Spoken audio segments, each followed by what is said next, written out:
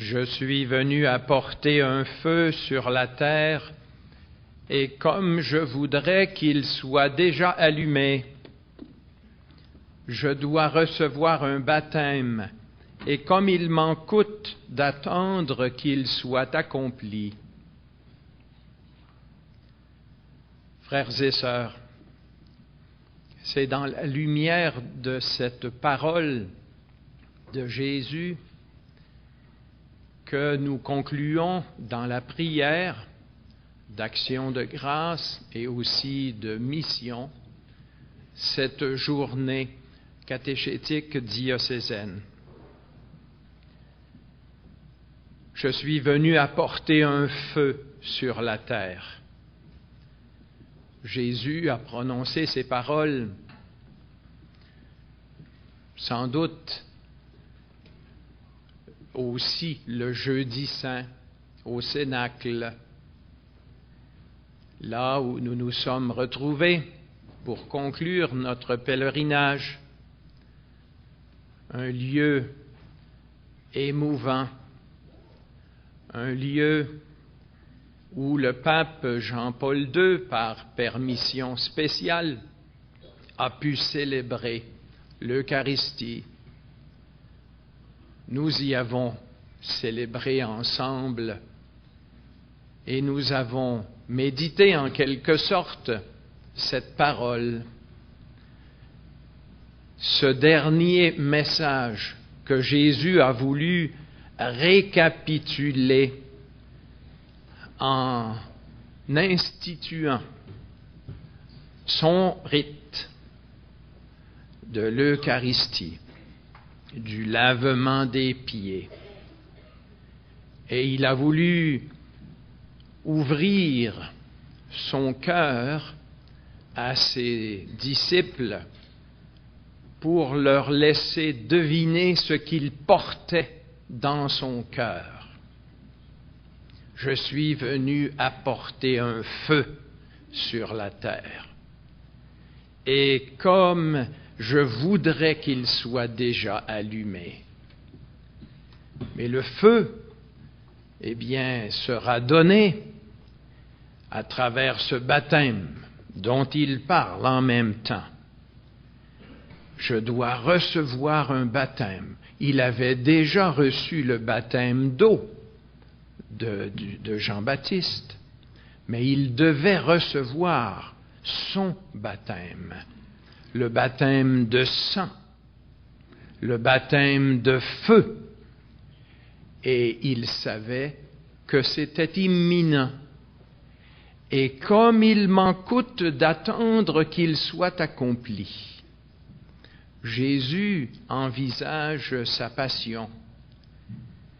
Il accomplit, lui aussi, ce que Jérémie a déjà vécu comme prophétie de son destin, prophétie de tous les prophètes rejetés par leur peuple, qui sont choisis, qui doivent continuer d'annoncer la parole, même quand elle dérange, et qui souffrent de l'incompréhension, du rejet, et qui cependant ne peuvent pas renoncer à ce feu qui les dévore intérieurement, car ils ont fait alliance avec la parole, et c'est la parole qui domine leur vie et qui décide de leur destin.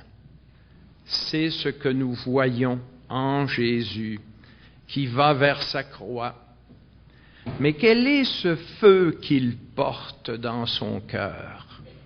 Ce feu qui a unifié toute sa vie. Quand il se lève de table pour aller au jardin des Oliviers, il prononce une parole qui nous éclaire. Il dit « Levons-nous, partons d'ici. Il faut que le monde sache que j'aime le Père. Il faut que le monde sache que j'aime le Père. »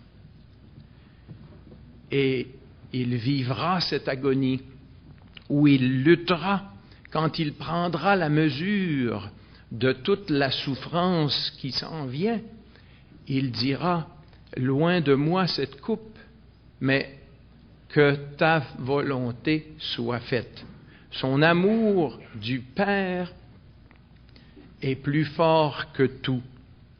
Et le sens de sa mission, eh bien, c'était de révéler cet amour du Père pour lui et de lui pour le Père. Car la bonne nouvelle, c'est cela. Lui est la révélation de l'amour du Père pour l'humanité, et il est en même temps la révélation de la réponse de l'humanité à cet amour du Père. Et c'est sa mission personnelle. Et puis, c'est ce qu'il lui tarde d'accomplir. Il faut que le monde voie que le Père aime tous les humains et qu'il veut en être aimé, et c'est ce que je veux lui donner comme témoignage. Et c'est cela, son baptême de feu, car à travers le sacrifice qu'il fait de lui-même, le sang qu'il va verser et qui va exprimer la parole de Dieu jusqu'à l'extrême, eh bien, de ce don va surgir le feu. Ce don contient déjà le feu. Et ce feu va surgir à travers son corps pour nous tous. Pour nous tous. Car en ce même lieu du cénacle où le rite est accompli, le rite dont le mystère sera accompli le lendemain, dans ce même lieu, le feu descendra du ciel comme une réponse du Père à l'amour du Fils, et ce feu envahira tous les cœurs qui ont été libérés par l'amour miséricordieux de Jésus. C'est le kérygme que je viens de vous répéter. Le kérygme. Nos péchés sont pardonnés. Nous sommes déjà ressuscités. Et nous avons à notre disposition l'ami par excellence de Jésus. Dans le texte de l'Évangile, il dit, vous pouvez pécher, blasphémer contre le Fils de l'homme, mais ne blasphémez pas contre l'Esprit Saint. Car ce péché ne serait jamais pardonné. Dans le véritable amour, on se dit, vous pouvez me faire n'importe quoi, mais ne touchez pas à mes enfants, à mon ami, à mon époux, à mon épouse. Dans l'amour, l'autre a la première place. Et c'est cet esprit qui accompagnait Jésus toujours, son ami le plus intime, qui lui révélait la volonté du Père, qui lui donnait les moyens de faire ses miracles. C'était la puissance de l'Esprit, son ami intime, le dernier don qu'il nous fait, le dernier recours que nous avons pour notre salut. Eh bien, son baptême de feu, eh bien, c'est lui-même mort qui est plongé dans la puissance totale de l'Esprit, de ce feu qui règne dans le cœur de Dieu entre les personnes divines et qui est répandu maintenant à travers le corps du Christ sur le corps de l'Église et sur toute l'humanité, et qui est répandu aujourd'hui sur ce corps de catéchètes que nous formons. Car le Christ veut que son feu, son esprit, eh bien, nous configure comme son corps à travers lequel cet esprit est donné en abondance. Et c'est ce que nous célébrons, c'est l'objet de notre gratitude en terminant cette journée, et c'est aussi le motif de notre confiance.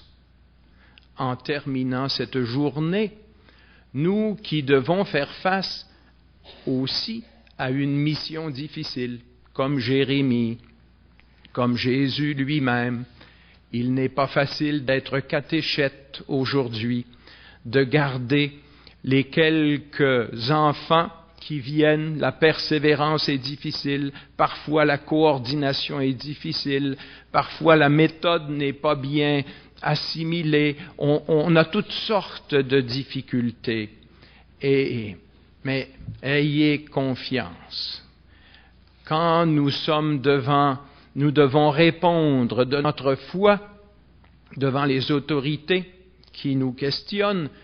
Ayez confiance. L'Esprit Saint vous donnera les mots dont vous avez besoin. Eh bien, si vous êtes chargé de la catéchèse, ayez confiance. L'Esprit Saint vous donnera les mots et les méthodes et les attitudes et les dispositions pour que le message soit transmis, que la foi soit communiquée.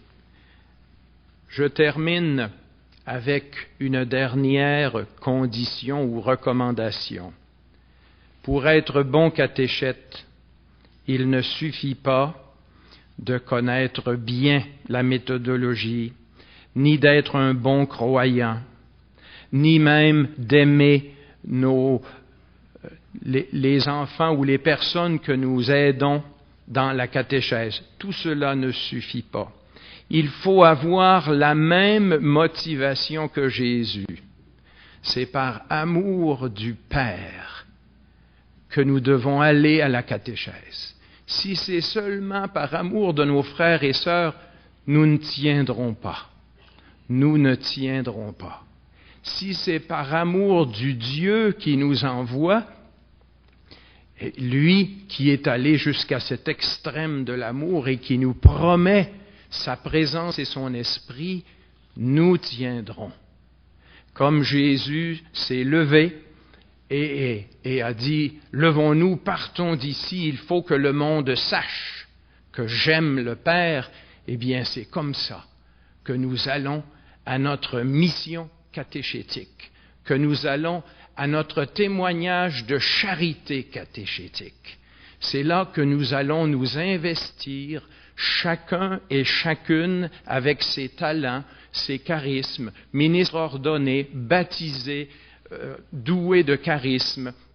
C'est là, avec cette motivation d'un amour de Dieu qui nous bénit de sa présence et de son amour et de sa miséricorde, eh bien c'est là que nous allons trouver l'énergie, la force, la persévérance, l'audace pour faire le premier pas, le deuxième et le troisième, et ainsi être un corps de catéchètes organique qui témoigne ensemble, qui s'enrichit mutuellement dans ses membres et qui porte la joie de l'Évangile, la joie de l'amour de Dieu répandu, qui porte ce feu qui d'abord a rempli le cœur de Jésus jusqu'au bord et qui maintenant déborde dans nos cœurs, et nous voulons en être de fidèles témoins.